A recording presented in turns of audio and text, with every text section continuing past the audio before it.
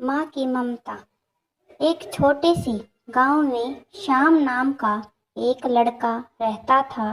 बचपन में ही पिता की मृत्यु हो जाने के कारण परिवार की आर्थिक स्थिति बड़ी दयनीय थी।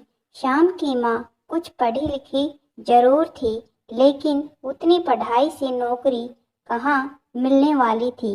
इसलिए लोगों के घर घर बर्तन मांजकर और सिलाई कढ़ाई का काम करके किसी तरह अपने बच्चे की परवरिश कर रही थी। श्याम स्वभाव से थोड़ा शर्मीला था, इसलिए अक्सर वह चुपचाप बैठा रहता था। एक दिन जब वो स्कूल से लौटा तो उसके हाथ में एक लिफाफा था। उसने माँ को लिफाफा पकड़ाते हुए कहा, माँ, मास्टर साहब ने तुम्हारे लिए ये चिट्ठी भेजी है, जरा देखो तो इसमें क्या लिखा है। माँ ने मन ही मन चिट्ठी पढ़ी और मुस्कुरा कर बोली, बेटा, इसमें लिखा है कि आपका बेटा काफी होशियार है। इस स्कूल के बाकी बच्चों की तुलना में इसका दिमाग भी बहुत तेज है और हमारे पास इसे पढ़ाने लायक शिक्षक नहीं है, इसलिए कल से आप इसे किसी दूसरे स्कूल में भेजें।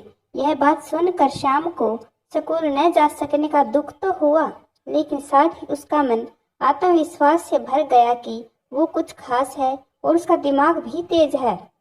उसके बाद माँ ने उसका दाखिला एक दूसरे स्कूल में करा दिया। समय बीतने लगा। श्याम ने खूब मेहनत से पढ़ाई की। आगे चलकर उसने सिविल सर्विसेज परीक्षा भी पास की और IAS ऑफिसर बन गया। श्याम की माँ अब बूढ़ी हो चुकी थी और कई दिनों से बीमार भी चल रही थी और एक दिन अचानक उसकी मृत्यु हो गई। श्याम के लिए ये बहुत बड़ा आघात था। वह बिलख बिलख कर रो पड़ा। उसे समझ नहीं आ रहा था कि वह अब अपनी माँ के बिना कैसे जी पाएगा।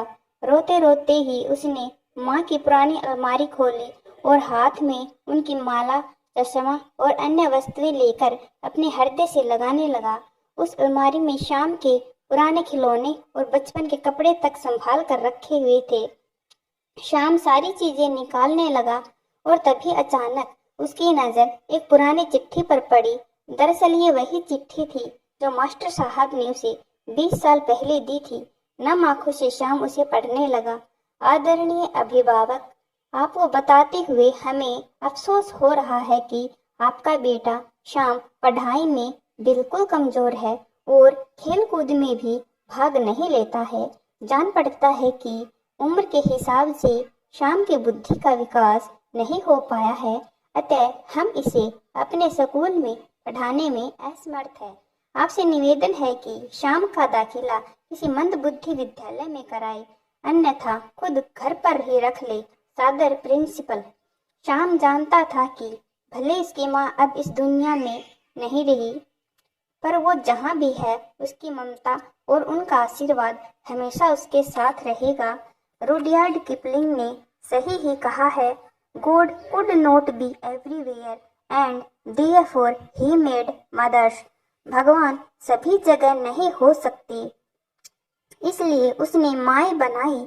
माँ से बढ़कर त्याग और तपस्या की मूर्त भला और कौन हो सकता है।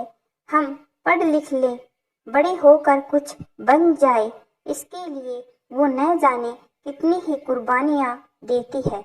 यहाँ तक कि संतान बुरा व्यवहार करे तो भी माँ उसका भला ही सोचती है। सचमुच माँ के जैसा और कोई नहीं हो सकता।